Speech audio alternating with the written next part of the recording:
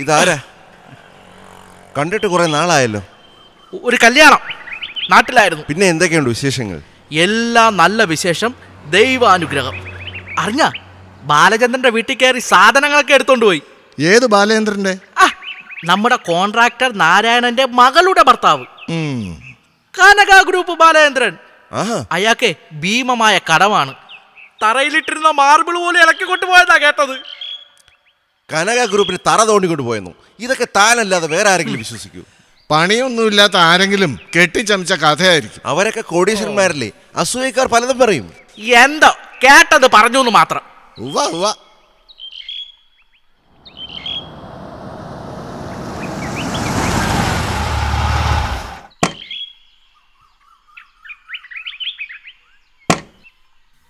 മോളെ,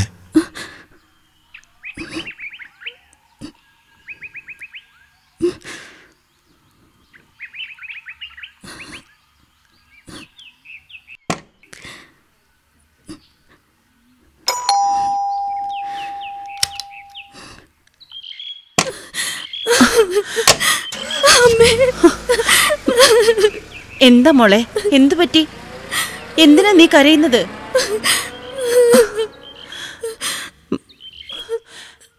ബാലേന്ദ്രൻ എവിടെ? പറ മോളെ, എന്തു പറ്റി?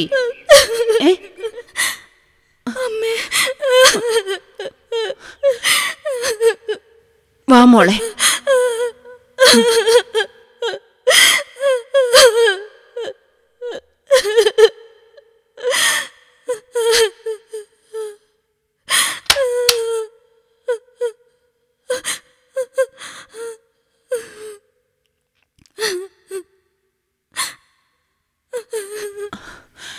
മോളെ,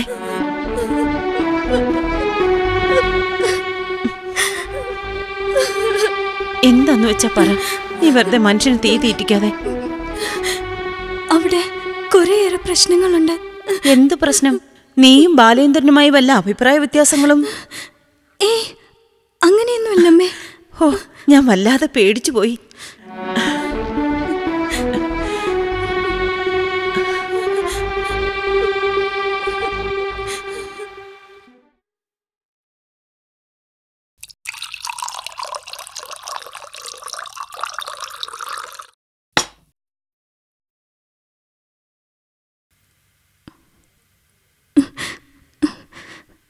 ഈയിടെയായി പലിശക്കാരും ഫിനാൻസുകാരും സ്ഥിരമായി വന്ന് ശല്യപ്പെടുത്താൻ തുടങ്ങി.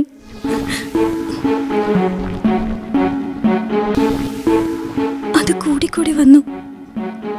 ഇന്നലെ ചിലർ ബഹളം ഉണ്ടാക്കി. ഒടുവിൽ വാക്കേറ്റമായി. ബലം പ്രയോഗിച്ചവർ വീട്ടിനുള്ളിൽ കയറി വിലപിടിപ്പുള്ളതെല്ലാം എടുത്തോണ്ട് പോയി. കുറച്ച് പണം കൊടുക്കാനുണ്ടെന്ന് വെച്ച് സാധനങ്ങൾ എടുക്കാണോ ചെയ്യുക? വന്നു വന്ന് തെമ്മാടിത്തിരി കൂടുന്നു. ഒന്നും വിശ്വസിക്കാൻ പറ്റാത്ത കാലം. ബാലേന്ദ്രനും അമ്മയ്ക്കും കുഴപ്പമൊന്നുമില്ലല്ലോ? അമ്മയെ മാറ്റി നിർത്തി ചേട്ടനും മാറി നിൽക്കുകയാണ്. നിനക്ക് സൂചനയൊന്നും കിട്ടിയിരുന്നില്ലേ? ചേട്ടൻ വളരെ സന്തോഷത്തിലായിരുന്നു. അങ്ങനെ സംശയിക്കാൻ ഒന്നും ഉണ്ടായിരുന്നില്ല. മധുവിധുവിന് വിദേശത്ത് പോയി എന്നറിഞ്ഞപ്പോ ഞങ്ങൾ വളരെ സന്തോഷിച്ചു. അപ്പോഴും തിരികെ നാട്ടിലെത്തിയിട്ടും ചേട്ടന്റെ രീതിയിലോ പെരുമാറ്റത്തിലോ ഒരു ഭാവമാറ്റവും ഉണ്ടായിരുന്നില്ല. എല്ലാ ബിസിനസ്സുകാർക്കും എപ്പോഴും കടമുണ്ടാവും. മറിച്ചും തിരിച്ചു അവരങ്ങനെ നിൽക്കും. നിന്റെ അച്ഛൻ അങ്ങനെ ചെയ്യുന്നത് എത്രയോ തവണ ഞാൻ കണ്ടിരിക്കുന്നു. പക്ഷേ ഇപ്പോഴും എനിക്കിത് വിശ്വസിക്കാനാവുന്നില്ല. ദേ, നടത്തം കഴിഞ്ഞ അച്ഛൻ വന്നെന്നാ തോന്നുന്നത്.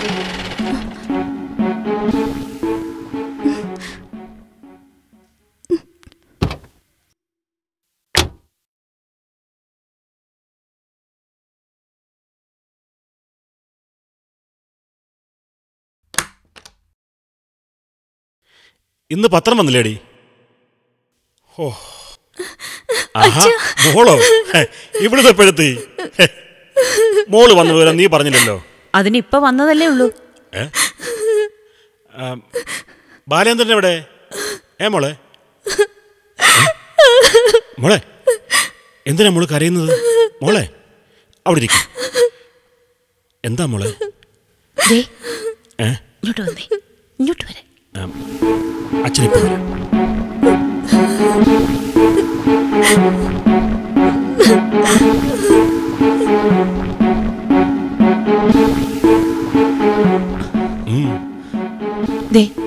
വലിയ പ്രശ്നത്തിലാ.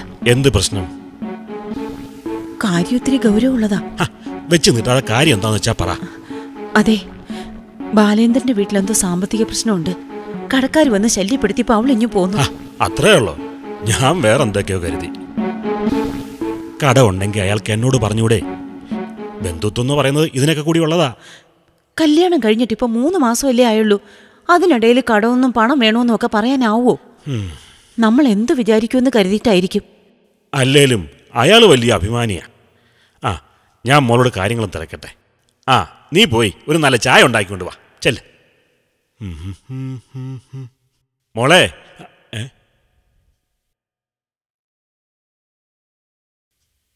ഇവളിത് എവിടെ പോയി?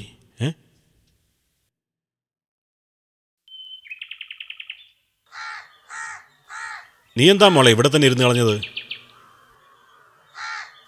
നീ പോയി കുളിച്ചിട്ട് വാ, നമുക്കൊരുമിച്ച് കാപ്പി കുടിക്കാം. ഇപ്പൊ വേണ്ട അച്ഛാ. എങ്കിൽ പിന്നെ നമുക്ക് വെറുതെ സംസാരിച്ചിരിക്കാം. എന്താ മോള് ഒന്നും ഒളിക്കാതെ സത്യം പറയണം. വീട്ടു സാധനങ്ങളൊക്കെ എടുത്തുകൊണ്ട് പോകാൻ എന്തിനാ അനുവദിച്ചത്? പുറത്ത് ആളുകൾ അറിഞ്ഞാൽ മോശമല്ലേ? ഉള്ളതെല്ലാം പലപ്പോഴും പലർക്കായി കൊടുത്തു തീർത്തു. സ്വർണമായും പണമായും മിച്ചമൊന്നുമില്ല. അപ്പൊ പിന്നെ എന്ത് ചെയ്യും?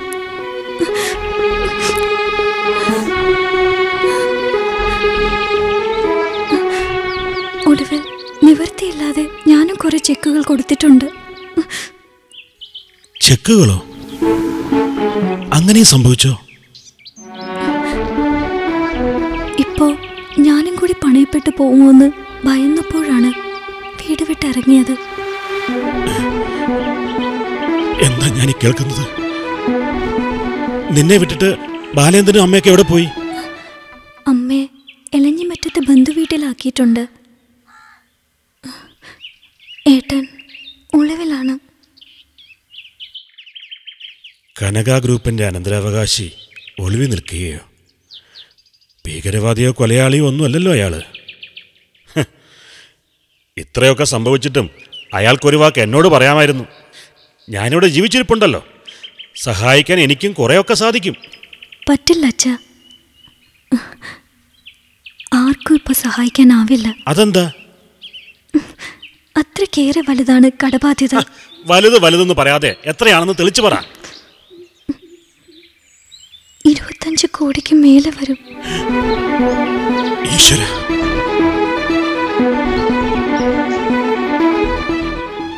എത്ര പേരോട് അന്വേഷിച്ചിട്ട് കിട്ടിയ ബന്ധമാണ്. അച്ഛൻ്റെ മരണശേഷം നന്നായി ബിസിനസ് ചെയ്യുന്നവൻ, വലിയ ദൈവഭക്തൻ, പുകവലിയില്ല, മദ്യപാനമില്ല. കേട്ടതെല്ലാം നല്ലതായിരുന്നു. പിന്നെ എവിടെയാണ് വീഴ്ച പറ്റിയത്?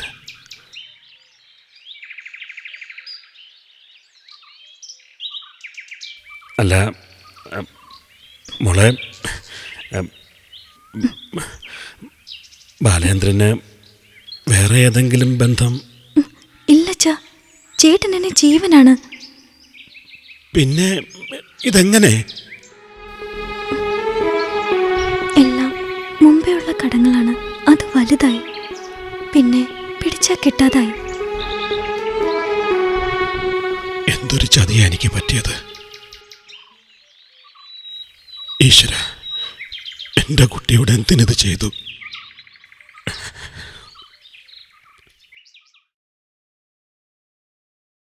അമ്മയോട് ഒരു കാര്യം പറയണമെന്നുണ്ടായിരുന്നു.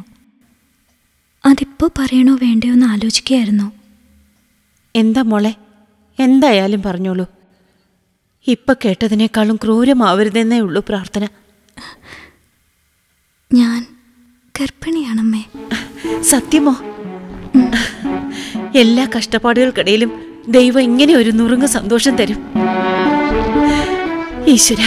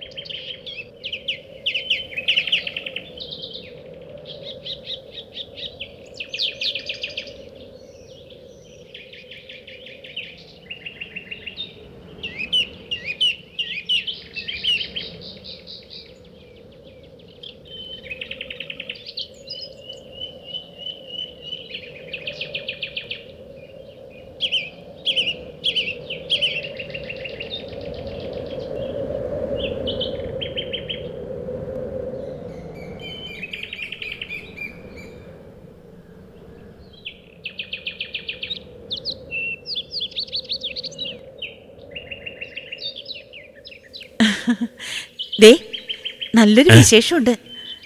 നമുക്കൊരു പേരക്കിടാവ് വരാൻ പോകുന്നു. അതേന്നേ, നമ്മുടെ മോള് ഗർഭിണിയാണ്. എന്താ, വിശ്വസിക്കാൻ പറ്റുന്നില്ലേ?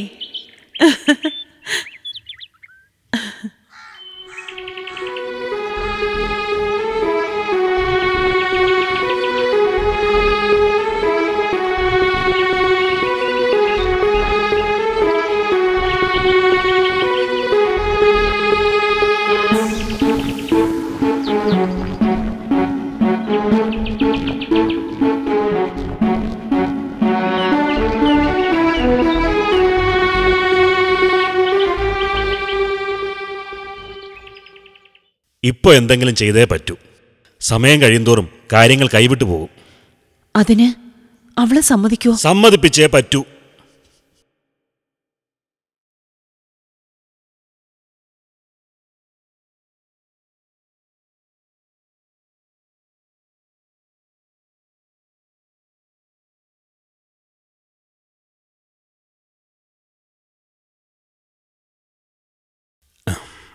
അച്ഛൻ പറയുന്നത് മോള് ശ്രദ്ധയോടെ കേൾക്കണം. അച്ഛൻ പറയൂ. എല്ലാം നഷ്ടപ്പെട്ട് വീടും നാടും വിട്ട ഒരുവന്റെ ഭാര്യയാണ് നീ ഇപ്പോൾ. ബാലചന്ദ്രന്റെ കടങ്ങൾ തീർക്കുക എളുപ്പമല്ല. എളുപ്പമല്ലെന്ന് മാത്രമല്ല, അസാധ്യമാണ്. അയാൾക്കൊരിക്കലും സ്വൈര്യമായിട്ടിനി നാട്ടിലിറങ്ങി നടക്കാനാവില്ല. എനിക്കെൻ്റെ മോളുടെ ഭാവിയാണ് മുഖ്യം. സമയം വൈകിയിട്ടില്ല. അച്ഛൻ എന്താ പറഞ്ഞു വരുന്നത്? കാര്യങ്ങളുടെ ഗൗരവം മോള് മനസ്സിലാക്കണം. നിനക്ക് പിറക്കുന്ന നമ്മുടെ കുഞ്ഞ് പരിഹാസങ്ങളേറ്റ് വളരേണ്ട ഗതിയിലാവരുത്. നമുക്ക് ഈ ബന്ധം വേർപെടുത്താം.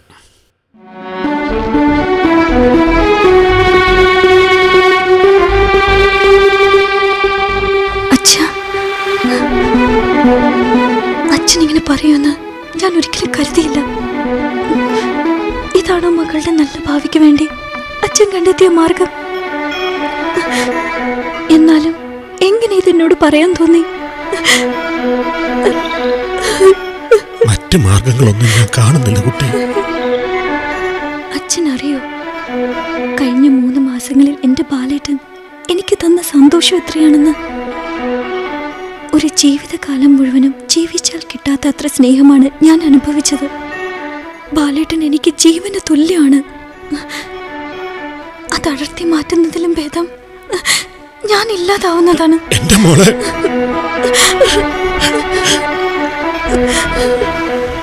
എന്താ ഞാൻ ചെയ്യുക?